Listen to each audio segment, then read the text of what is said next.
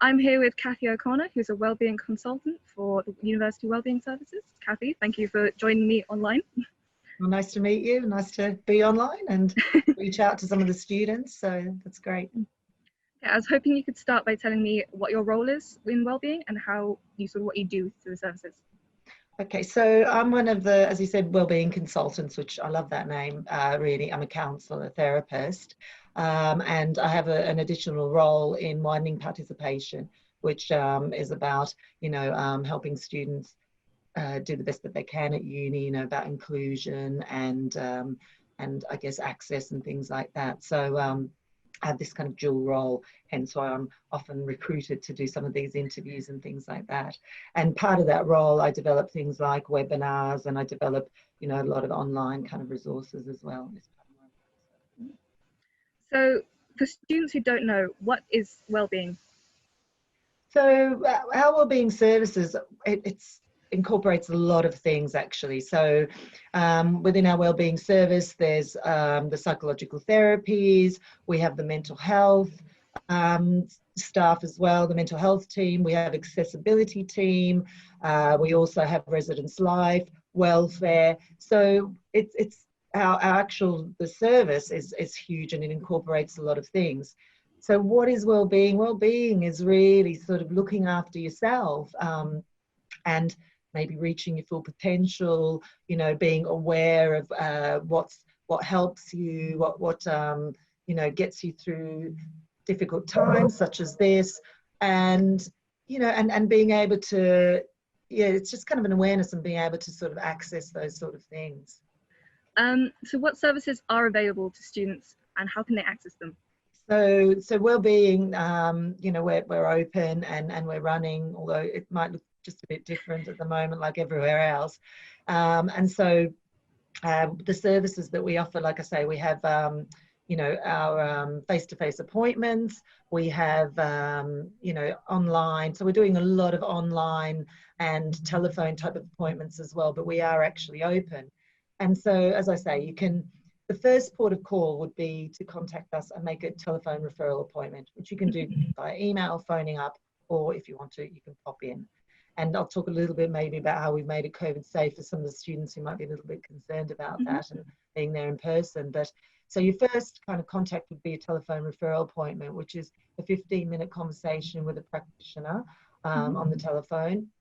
And with that person, you have a bit of a discussion about what your concerns are, what's going on for you, and you work out together what might be the best way forward. Because, as I say, we have so many resources, and I'd really encourage, anyone who's watching this and listening to check out our website, which is, exeter.ac.uk/wellbeing, because you'll see so many resources from kind of self-help things, some interactive packages like Silver Cloud, which is an online CBT interactive resource, and also, links to all our webinars and our workshops.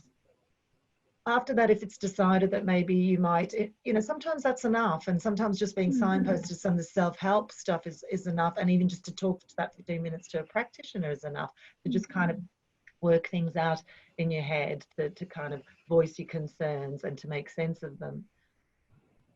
The other things that we offer then as well, sometimes you may need a little bit longer to have a talk about things and to explore what's going on for you.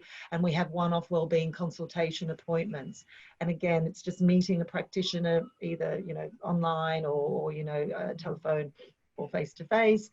Again, having that opportunity to really explore what your concerns are, to make sense of it. And maybe that's enough to help you get back on track. Many students find that really helpful. For more sort of a bit more complex issues, or people who need a little bit more support, we have time-limited counselling. So we have, up to 6 sessions of counselling. We have cognitive behaviour therapy, low intensity and high intensity, so step 2 and step 3. And then we have, as I say, we have the mental health team who you would contact to explore applying for things like individual learning plans, perhaps for applying for disability student allowance, which also our accessibility team can support you with, especially, if you have any disabilities or other health concerns as well.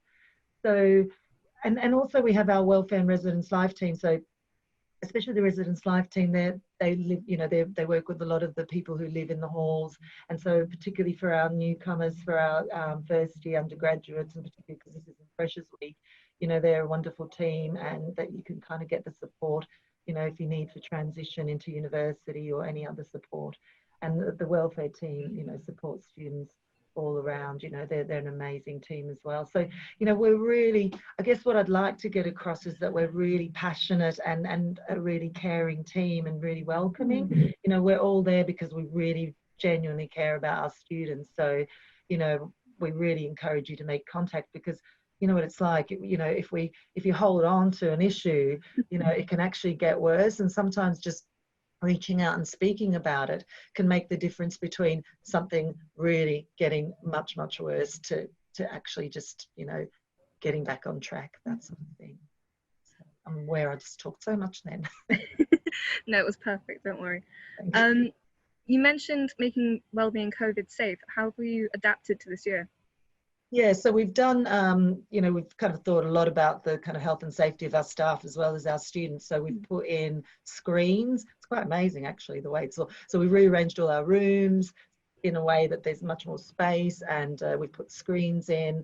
We're following a lot of the social distancing guidelines. So, you know, we're only letting certain number of students at a time into the rooms. We've got sanitizing stations all around the building at the Wellbeing Centre.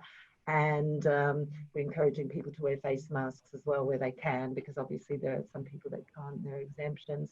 So, you know, we've really, so as far as making the building COVID safe and making it safe for our students and staff, you know, that's really been, you know, thought out. And, you know, there's been a lot of people working on it and have done an amazing job. In relation to COVID as well, what we've done, not just about COVID safe, but we're so aware that this is just such an unusual time. And so, you know, even just being a university student coming to uni for the first time, you know, even if you're a returning university student, it's such a worrying, uncertain, strange time.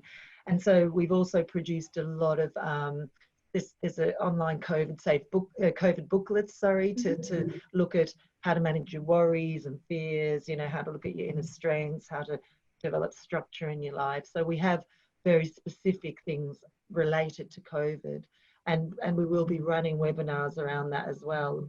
So last year we ran anxiety in times of coronavirus, and, you know, eating disorders in this context, you know, and how to kind of look around, you know, because it's very specific in this time. And we'll be running all of those things throughout the year again, the workshops and webinars. So yeah, we've done, you know, a lot of things thinking specifically about this situation and about, you know, the COVID situation. Yeah. I'm pretty sure you've answered my last question already, but I'll ask it anyway. What steps can students take to take care of themselves over the next upcoming year? Yeah, so like I say, you know, useful would be to look at some of our resources to, you know, just to start thinking about them, and just to do a little plug for a webinar that I'm running actually tomorrow at 2 o'clock in the afternoon. It's Adjusting to University Life in 2020, and largely it's targeted for, you know, our first years in this Freshers Week, and we will be running it in a few weeks' time again. So but the reason I'm also mentioning, so I encourage people to maybe sign on to that. You can do that through Career Zone. But in that we talk about it a lot, about, you know, how important it is to, you know, all those basic things. I always feel like I'm patronizing everyone because everyone knows this, but it's a reminder about, you know, looking after your physical well-being, because that's hugely connected to your psychological well-being. So it's things like that, keeping connected and in touch. And, you know, I think the university have been amazing with, you know, some of the online events that they're doing. I was looking at those yesterday, and there's some really brilliant things going on, you know, and ongoing like cafe connections and things like that. So I think it's about staying connected, looking after your physical well-being, you know, getting things like a structure in your life, and, you know, and sort of keeping on top of things. And then, you know, my biggest message, I guess, is reaching out. It's not to struggle alone, because, like I say, struggling alone, things can all of a sudden build up. Whereas if you reach out to us, you know, things can be resolved sometimes really quickly. So, you know, and one thing is, you don't have to be really unwell to reach out to us. People seem to think our wellbeing services for people who, you know, really have very serious mental health issues. But I actually think it's about that prevention idea. Reach out to us. Sometimes even that 15-minute phone call is enough to just work something out. So, you know, please, that's I think my biggest message I'd like to give to everyone. So okay, thank you. Is there anything else you want to add? I don't think so. Like I say, best thing is to look at our web page, because there's so many resources. You know, if you want to know more, even then you can make a telephone referral appointment, that 15-minute appointment, just to discuss some of that too, you know, and, you know, think about what else is out there and the next steps. You know, we've actually lining up another really exciting resource called Together All, and that's going to be a 24-hour, 7 days a week sort of an online community that's monitored by clinicians. So for students to kind of, and it's anonymous and confidential, so students are going to be able to access that as well if they just want to talk to someone in the middle of the night, because, you know, yeah, it is such an unusual time. And another message I want to give out too is just about being really kind to ourselves. You know, it's a good way to look after our well-being, because as humans, we're so bad at that. You know, we beat ourselves up when things go wrong. You know, we go round and round and think about, you know, all the regrets or all the things that could be different.